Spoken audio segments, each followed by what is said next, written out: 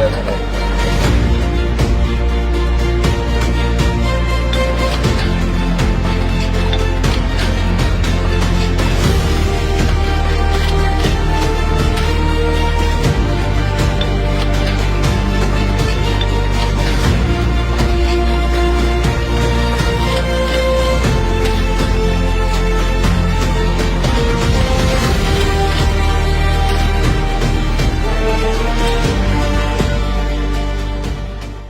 የአንድ ከተማ ዓለም አቀፍ መለኪያው ጽዳት፣ ውበት፣ አረንጓዴነት ነው።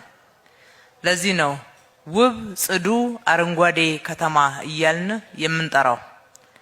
ከተማችን አዲስ አበባም ከቅርብ ጊዜ ወዲህ ጽዱ፣ ውብ፣ አረንጓዴ ለመሆን ባደረገችው ከፍተኛ ርብርብ ህዝቧን አሳትፋ ባለድርሻ አካላቶችን በማነቃነቅ በከፍተኛ ሁኔታ በሰራችው ስራ ውጤታማ በመሆን በአፍሪካ ከ10 ጽዱ ከተሞች አንዷ ለመባል በቅታለች።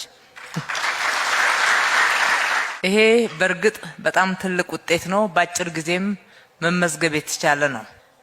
መለስ ብለን ታሪካችንን ስንመለከት አዲስ አበባ አንዱ የምትወቀስበትና የምትነቀፍበት ምክንያት ጽዱ፣ ውብ አለመሆኗና አረንጓዴ ሽፋኗ እየቀነሰ በመሄዱ ምክንያት ነበረ። ይሄንን መቀልበስ ችለናል። ሆኖም ግን እነኚህ ውጤቶች ያገኘነው በከፍተኛ ርብርብ በዘመቻ ስራዎች ነው ማለት ይቻላል። ከዚህ መውጣት መቻል አለብን። ጽዳት የዘወትር ስራ ነው። ጽዳት የየዕለት ስራ ነው። ጽዳት ባህል መሆን መቻል አለበት። ጽዳት ሁሉ ጊዜ ከህይወታችን ጋር ከእያንዳንዱ እንቅስቃሴ ጋር የተሳሰረ የምናከናውነውም ተግባር ሆኖ ከኛ ጋር የሚኖር የዘወትር የየዕለት ተግባራችን መሆኑን በሁሉም አካባቢ ማረጋገጥ አለብን። ከተማችን ውብ፣ ጽዱ፣ አረንጓዴ የሆነች መታለች ብንልም እንኳን አሁንም ያልደረስንበት አካባቢ፣ በደንብ ያልጸዱ አካባቢዎች፣ ሰፈሮች ጥቂት አይደሉም፣ ትኩረት ይፈልጋሉ። ስለዚህ ጽዳት ከራስ ይጀምራል። ጽዳት ከቤት ይጀምራል። ጽዳት ከራስ አካባቢ ይጀምራል።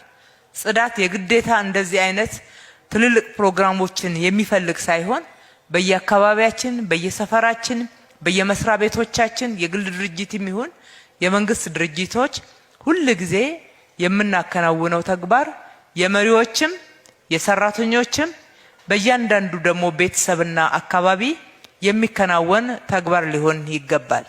ይሄንን ባህል አድርገን እስከምናሰርጸው ድረስ ያለ እረፍት መስራት፣ ሁሌ መትጋት፣ ሁሌ ክትትል ማድረግ፣ ሁሌ ማስተማር፣ ሁሌ ማስገንዘብ ስራችን ሊሆን ይገባል። በዚህ መልክ አሁን የክረምትን የጽዳት ንቅናቄ የጀመር ነው። ዛሬ እንግዲህ እንደ ከተማችን ንቅናቄውን አስጀምረናል። ደረቅ ቆሻሻ ሲባል እንደነበረው ደረቅ ቆሻሻ ሀብት ነው፣ የሀብት ምንጭ ነው። በዓለም አቀፍ ደረጃ በጀመርነው ስራ ተሸልመን ማበረታቻዎች አግኝተንበታል።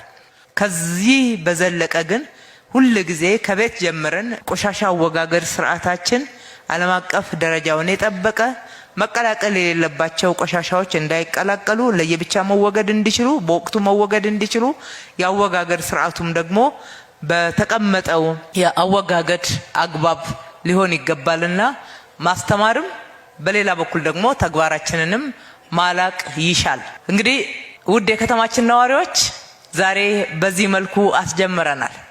ዛሬ በዚህ መልኩ ያስጀመርነውን በእያንዳንዳችን ሰፈር፣ በእያንዳንዱ አካባቢ፣ በእያንዳንዱ ብሎክ ውስጥ ጽዱ አካባቢን ማየት እንሻለን።